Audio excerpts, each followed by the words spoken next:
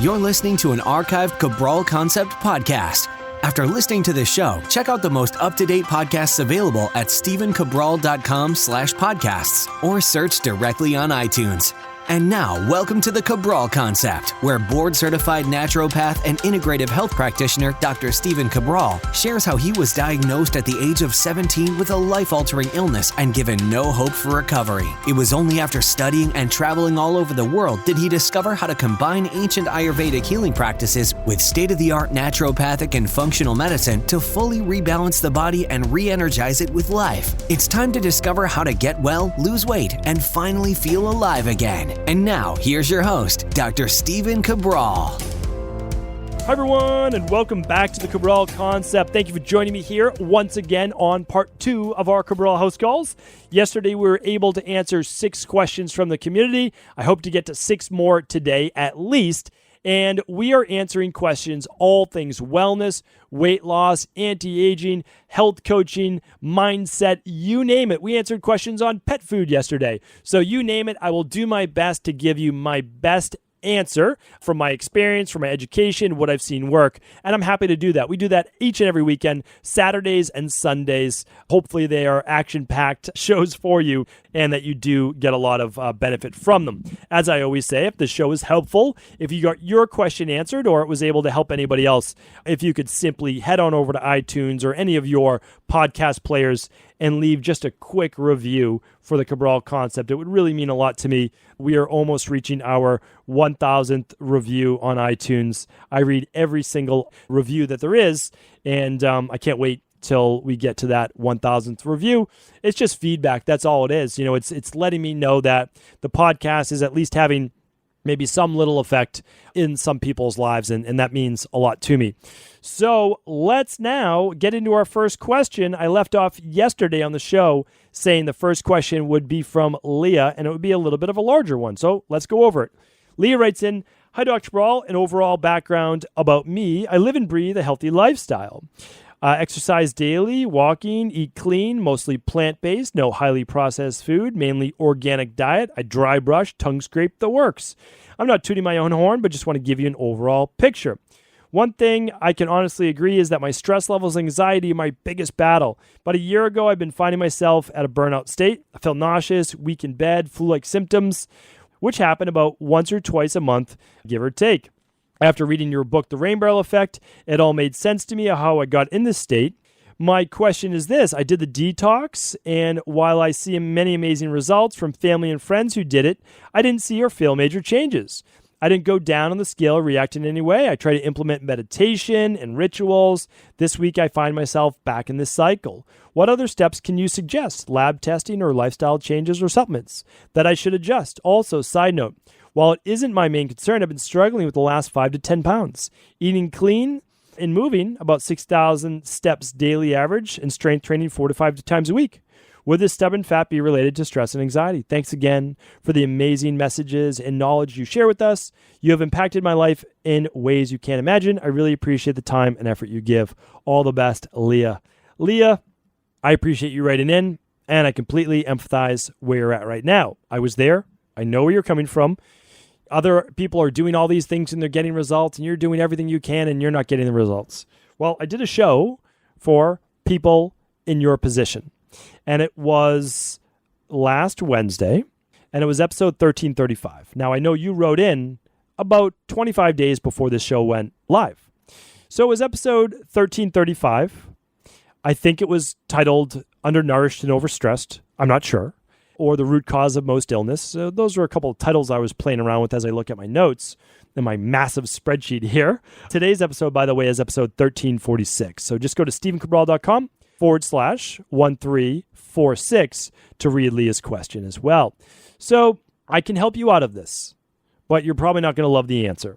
But here's the thing. You sound like someone who has, and again, I can't diagnose you, and that's not in my scope of practice anyways. I don't diagnose, I don't treat, I don't cure disease. I help people to go on to live amazing lives by rebalancing the underlying root cause of what causes disease in the first place. So here it is. You sound like someone that's dealing with what's called chronic fatigue syndrome, or more specifically, myalgic encephalitis, or HPA axis dysfunction, whatever you'd like to call it. HPA axis dysfunction doesn't do enough of what it is. Myalgic encephalitis does a much better job. It basically means you're in a constant state of stress, your body, meaning your nervous system in your body. So for you, keep in mind, working out 4 to 5 times a week with strength training, doing 16,000 steps a day, although amazing, probably continuing to fatigue your body. We need a way out for you. Your body is tired and it's weak. And if you remember this one phrase, this is going to help you out the most, because obviously I'm on a podcast right now. I want to help you, and I will. I mean, I recommend running the Big 5 labs without a doubt. Now, if you can only do 2, you'll do the starter kit. That is the Candida, the metabolism and vitamins test, and then the other part of the starter kit, which used to be the hair tissue mineral analysis. It still is, but has a different name. It's called the minerals and metals test. It will give you all your minerals. So here's the thing.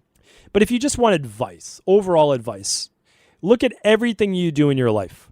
Relationships, career, your nutrition, your exercise, everything. And you have to ask yourself, before you engage in any of these activities, does it bring more energy and healing into my body, or does it give out more energy?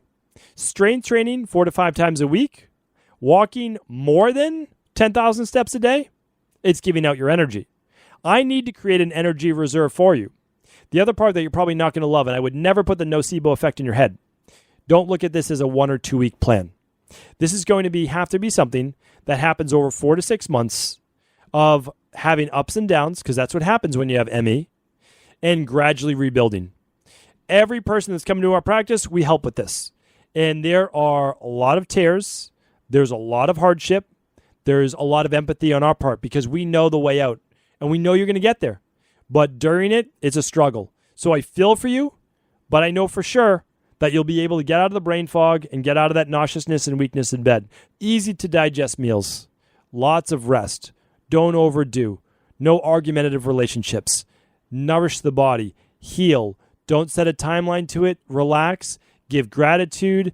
Have perspective. Enjoy life. You will get better. And again, we can help you with the specifics on the lab tests.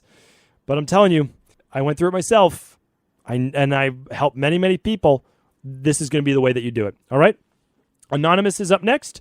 Hi, Dr. Cabral. I'm starting to incorporate organ meat into my diet. I was wondering if there is a limit to how much we should eat. It's all grass-fed and finished, and it comes from a local farmer. Also, I've been listening to a podcast with a doctor who eats a carnivore diet and eats his meat raw. I have since looked into this and have seen many people online who do this. I'm not considering this, but out of interest, what are your thoughts on eating meat, organ, muscle, etc., raw? As always, thank you for a response. Well, Anonymous, I'll give you my opinion on both. So one, clinically, organ meat is probably the most concentrated, clean form you can get, or healthy form, but it has to be from animals that are not given antibiotics or medication and that are not fed the poisons of typical cattle, such as Skittles, and if you think I'm joking, look up Skittles fed to cows, corn, soy, etc., that they're not meant to eat. All right, so that's one. Now, the reason you can't go, you do not want to go overboard on organ meats, maybe like once a week, is because they're loaded with extra minerals and vitamins. You can actually overdo on organ meats. You absolutely can. Like you without a doubt, you can overdo it. So what a lot of people do is they freeze them. They just cut off a little bit, like a little capsule, and they take it almost like a vitamin. They can do that with a chicken liver or beef liver, whatever you'd like, because liver contains lots of iron and B12. But again, you can overdo it. If you're a male especially, you can absolutely overdo iron. So there's that form to it. And then should you eat meat raw? Well, to be honest, you have to be careful with that, right? Because of bacteria, because of parasites, because of E. coli, many reasons why. But if you were to really ask me, well, that's pretty much the healthiest way to eat most foods, although I wouldn't do it myself. Meaning, like, if you're really looking, like, let's look at humans, right? Okay, so we're humans, we naturally didn't have fire. We're the only thing that cooks with fire. Now, having said that, I cook my food, most of my food. Why? Well, in an Ayurvedic-based philosophy, it makes it easier to digest because you're helping your body out. But then in Ayurveda, they're also not cooking a lot of meat. And we know that denatured meats can be difficult to digest and putrefy, which means that eating raw meat might actually be easier to break down and assimilate. There's actual truth to that. Now, again, I'm not recommending you eat raw meat. I'm not saying that. But whoever you're listening to, they have a point. That's all I'm saying. Okay, hopefully that was helpful. Melissa's up next. Hello, I'm so thrilled to have found you earlier this year. I'm binge listening to your podcast and heard you talk about genetic testing. I was wondering if you continue to recommend testing and which brand you recommend. Seems like I remember something about telomere testing. I love learning from you and would love to know half of what you learned. Well, Melissa, my highest recommendation is that if you are one of the first 100 people when we open up the Integrative Health Practitioner program, and I think we actually, don't quote me on this because I don't know, I don't run the openings, but I believe it opens tomorrow on Monday. And what is the date on Monday tomorrow? That would be, I'm going to guess, somewhere around October 13th or so. All right. So what I would say is that's where I teach exactly what I do, and it's called the Integrative Health Practice. It's 7 different disciplines, but I don't want to sell you on that. You can learn more about it if you want at integrativehealthpractitioner.org. The house calls are about answering your questions, and that's what we're going to do. So you asked about genetic testing. Okay, so genetic testing is something that we do only in our private practice now. We used to offer it on Equilibrium Nutrition. We'll be offering it again. I took it off right now because I can no longer see more people in my private practice, and I was just completely booked up. And I was the only one that was reading those tests. So we are going to be opening back up my practice to new people in January. You're welcome to apply now if you would like. That's at, actually, why don't you can just email support@stevencabral.com if you'd like to apply to the private practice. And you can work with my health coaches. My team is amazing. And remember, I oversee every single lab.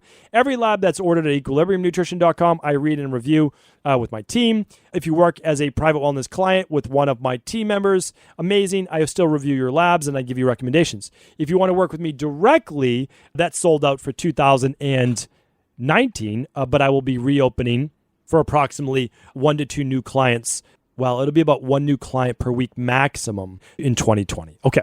So that's that. Genetic testing, who do I recommend? Well, I recommend a full service company that's going to look at not based on, hey, which supplement is best to use. I don't necessarily love that. I'm not against it. But here's the thing with genetics. It's different. Like, let's say you did a hair tissue mineral analysis and they recommended zinc and they recommended more magnesium and they recommended more selenium because you were low in those. Now, that makes total sense because it's showing you right now. Genetics just shows you what may happen, right? It shows you what may happen, but we don't know if it has happened until we look at your lab tests, your functional medicine lab tests, right? Like, that's the difference. Genetics is one of the only tests that doesn't tell you what is happening in your body. It just tells you what you have the potential to have happen. So that's why I don't love people loading up on supplements only based on genetics. Now, if you do a genetic test combined with your lab test of today, like let's just say a starter kit, that's amazing. Now, that's amazing. That's a different story. Totally different story. Okay. So I can't give you the exact name of a lab, and here's why. These podcasts live forever. In 2030, this podcast will still be around, and I'll probably be using a different company. So why don't you just head over to stevencabral.com/1346, and I'll put a link there, and then I'll link to the current genetic company, testing company that I recommend. All right. Now, telomere testing is different than genetic testing. Check out my podcast I did on telomere testing, all right? Telomere, okay? Telomere. Telomere. That is actually the end caps on your chromosomes, essentially your part of your DNA replication. And it shows you your biological age, one factor, not all factors, one factor versus your chronological age. So let's say that you're 58 years old. Chronologically, you've celebrated 58 years on this earth, right? Well, what is your biological age? Your telomeres are one marker for that. So your biological age could be 38 instead of 58, or it could be 68. Your telomeres could actually be shorter, and that would show a older biological age versus chronological. So that's a great test as well. And that's already linked up. Remember, the website is completely searchable. So I want you to head on over, just like I'm going to do literally right now, stevencabral.com/podcasts. I love to tell you, I would love to say that I have every podcast number memorized, but I don't. So I'm going to find out when I did the show on telomere testing because it's been a while. So there were only 6 results, which is great. So there's only 6 shows that I've talked about telomeres. And it was this one, episode 567. And then I talk about ways to turn back the aging process based on telomere of 662. And yeah, that's it. I would go right to 567 first. Then I would listen to 662. So hopefully that helps answer your question. Thank you, Melissa, for writing in. And you can find the telomere test that I recommend right there. It's an outside company. We don't run it. We might start doing it again in-house, but we just don't right now. That's all. All right, Jenny's up next. Hi, Dr. Cabral. Thanks for all the amazing information you share with us daily. For free, I listen to your podcast to and from work every day, and it's made my commute seem worth it. Question about genetic predispositions. My mother has battled and won breast cancer, 2 breast cancer battles. She has the BRCA1 positive, as are my sister and I. I choose, I believe you refer to that as the BRCA gene, but I might be off on that, but I certainly know the gene specifically that you're talking about. As my mind filters through all these different health topics, it gets a little flash of this and that. Pronunciation has never been my strong suit, and that goes back to my childhood. But you are saying that you choose preventative risk-reducing surgery to lower my breast cancer risk, which I feel greatly about, especially because my sister just finished her breast cancer battle. We also have a 54% risk of ovarian cancer with this mutation. I know you said we can change or maybe turn on and off our predispositions. I'm currently 37 and I'm not ready to start a family. My gynecological oncologist is pushing fallopian tube ovary removal to lower my risk of this awful cancer, but I'm not ready. What are your thoughts and advice on this topic if it was, say, your sister or daughter in this position? I appreciate everything you do and are trying to do. I hope I can join you in IHP level 1 day, as I love learning. Thank you. Jenny, I hope you join us as well. We've got 1,000 amazing IHPs in the community. Half the people have no formal health-based education at all. They just want to learn more. And that's amazing. That's what I love. That's what I love doing. So, and then half the people might be a personal trainer, yoga instructor, acupuncturist, chiropractor, doctor, nurse, etc. So it's a really nice split. I understand. Like, I'm a realist. I really am. Some people will just tell you, no matter what, don't have the surgery. Don't do that. Here's what I do. I look at you as a human, not as a dogma. I don't have a dogma. I don't. I am people first. I'm pro-people. There will never be a company I would recommend that would put profit over people. There would never be a topic I talk about because there's a specific agenda that I'm trying to promote. I try to promote the best of all health. And sometimes conventional medicine is the best of all health. Now, I'm not against some of the surgeries that we're talking about here. However, I'm also not for them. And there's reasons why. So when you have surgery, other things can go wrong with the body. Meaning that you did remove a part of your body that was naturally supposed to be there. That's important to look at it. Could that cause an issue down the road? What about the scarring alone?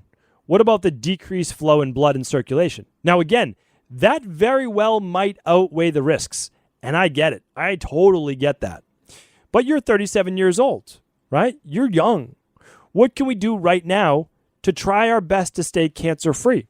And again, I am not diagnosing, curing, or saying that I'm treating cancer, right? That is not within my scope of practice, nor would I ever pretend or say that that's what I'm going to do. However, what I'm going to do is give you the advice I would give my own wife, my daughters, my mom, my sister, right? I would. So here's what we know. We need to get enough, we need to lower stress, fix our digestion, and really get our antioxidant load high enough. And the antioxidants should come predominantly from fruits and veggies, brightly colored. And since you have an increased risk, usually I say 7 to 9 servings of fruits and veggies every day. For you, it's 9. How do you get in 9 servings of fruits and vegetables every day? Well, you make a smoothie in the morning. You put your veggies and your fruit right in there. For lunch, you have 3 cups of veggies at lunch. You cook them, so they're easy to digest. Specifically cruciferous ones. Why cruciferous? Why broccoli? Why cauliflower? Because they've been shown to help with cancer. So we get that. Why? Well, they help with phase 2 detox. Of course, that makes a lot of sense.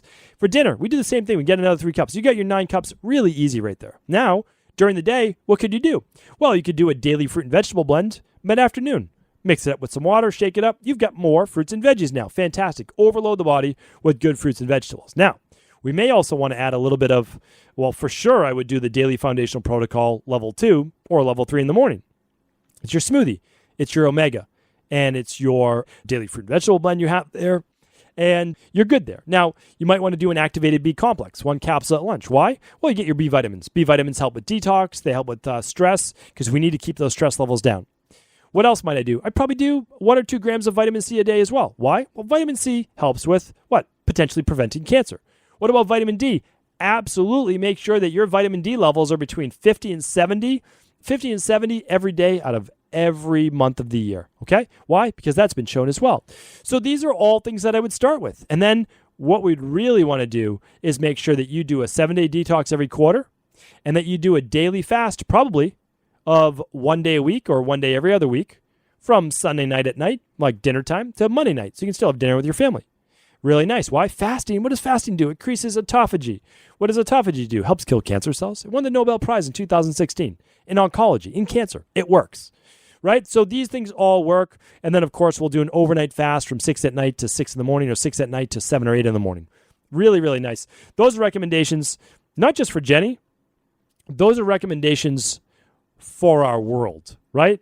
Those are recommendations that each one of us need. Why? Here's why. And this is how I'm going to end the show here today because I like this topic. Cancer is going to affect 1 in 2 men, 50% of all men, by 2030. It's going to affect 1 in 3 women by 2030 as well. We have to understand cancer is something that's being put on us. This did not exist in 1900 or 1920. It does in 2020, and it does in 2030. Why is this? We live in a world of toxic soup. EMFs that I spoke about last week. Parabens, fluoride, chlorine, aluminum, mercury, all of this is in our environment all around us. You don't see it. If you saw it, I know that you would stay away from it. But they're hidden toxins. People say, oh, that's all made up. It's not made up. It's not made up. And you don't have to take my word for it. When you go to medical school, whether it's to become a naturopath or it's to become a medical doctor or it's to become a chiropractor, I don't know if that's actually true for chiropractic school, but you study toxicology.